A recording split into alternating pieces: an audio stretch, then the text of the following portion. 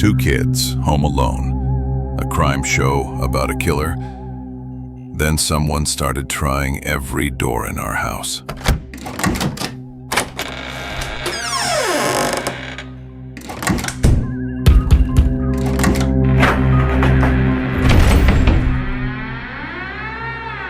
Picture this. It's the late 80s in a tiny Texas town where everyone knows everyone. The kind of place where people leave their doors unlocked and kids ride bikes until the streetlights come on. My parents thought it was the safest place on earth. They were wrong. I was 6 years old that winter night. My sister was 14 and babysitting me like she did most weekends.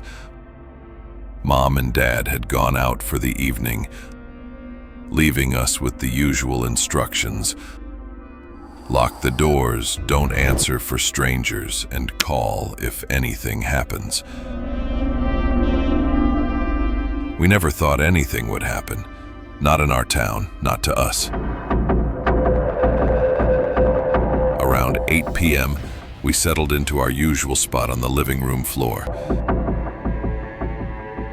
The TV was an old beast with a metal dial that made a loud thunk when you turned it. We were watching one of those true crime shows, you know the ones.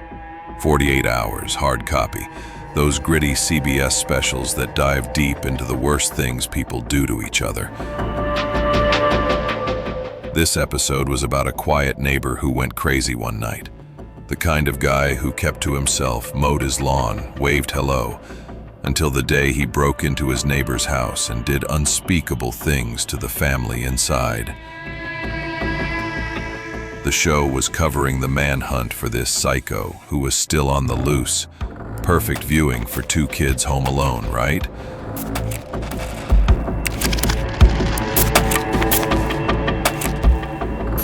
Our living room was set up like a fishbowl. The back wall was nothing but floor-to-ceiling windows with a big glass door leading to the backyard. During the day, you could see everything. At night, with no porch light on, it was just a wall of black glass. Anyone outside could see us perfectly, but we couldn't see them. The front door was on the opposite side of the room, a solid wooden door with a glass storm door on the outside. We felt safe behind that door, locked tight, deadbolt turned, chain latched. Or so we thought.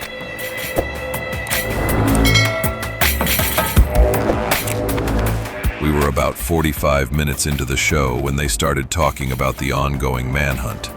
The reporter was explaining how the killer could be anywhere, watching anyone, waiting for the perfect moment to strike again. That's when it happened. The front door exploded with violent knocking.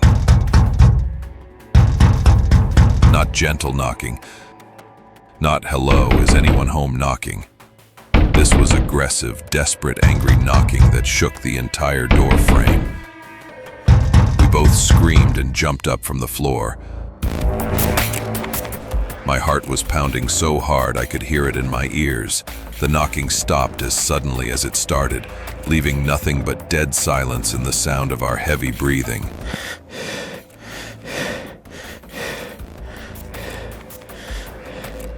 Maybe it was just the wind, my sister whispered, but her voice was shaking. Something probably blew against the door. West Texas gets crazy winds. Things fly around all the time. That had to be it, right? We stood there in the middle of the room, holding each other, waiting for our hearts to slow down. The only lights in the house were the kitchen light down the hall and the glow from the TV. Everything else was dark. Just when we started to relax, we heard it. The storm door is closing. That soft whoosh and click of the outer door settling back into place.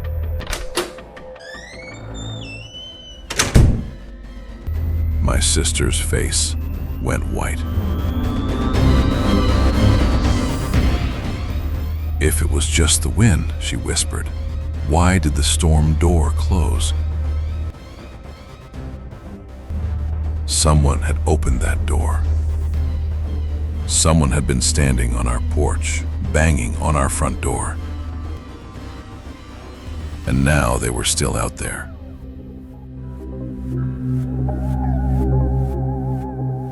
My sister crawled over to the TV and turned it off.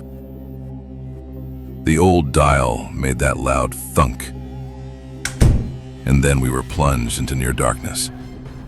Just the dim glow from the kitchen light down the hall. We sat there on the floor, frozen, making eye contact, and then looking at the front door, listening, waiting. The silence was so thick, it felt like it was pressing down on us.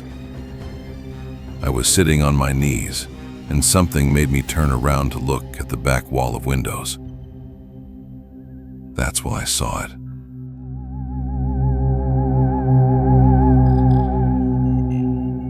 The door handle was turning. Slowly, quietly, like someone was testing it, seeing if it was locked. The handle turned all the way down, then back up. The door was locked, but only with the basic knob lock, no deadbolt. We held our breath. Maybe they would give up. Maybe they would go away. Then the rattling started. Gentle at first. Someone was trying the handle again, pushing slightly against the door. Testing it, seeing how much give it had. Then all hell broke loose. The back door exploded with violent shaking. Someone was grabbing the handle and jerking it back and forth with incredible force. The entire wall of windows was vibrating like an earthquake. I could see my reflection in the glass getting fuzzy and clear with each violent jerk.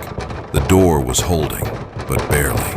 The frame was creaking. The windows were rattling so hard I thought they might shatter. My sister lost it. She screamed like I've never heard anyone scream before or since. A sound of pure terror that came from somewhere deep in her chest. I was still frozen on the floor, watching this nightmare unfold, watching someone try to break into our house while we sat there helpless. She grabbed me and dragged me toward her bedroom. I remember my knees scraping against the carpet as she pulled me along. We got to her room, and she slammed the door shut, threw her mattress against it, then started piling everything she could find. Her dresser, her desk chair, books, and clothes. "Help me!" she screamed. But I couldn't move. I was curled up on the floor, shaking so hard my teeth were chattering. The banging on the back door stopped. Everything went quiet again. But somehow the quiet was worse than the noise. Because now we didn't know where they were. Were they gone? Were they trying another door? Were they looking for another way in? My sister grabbed her phone. One of those heavy beige portable phones with the long metal antenna. In her panic, she couldn't remember the sheriff's number. She just hit redial. Thank God it was one of her friends. "Someone's trying to get into our house," she gasped into the phone. "You need to get here right f***ing now!" The profanity shocked me. My sister never swore.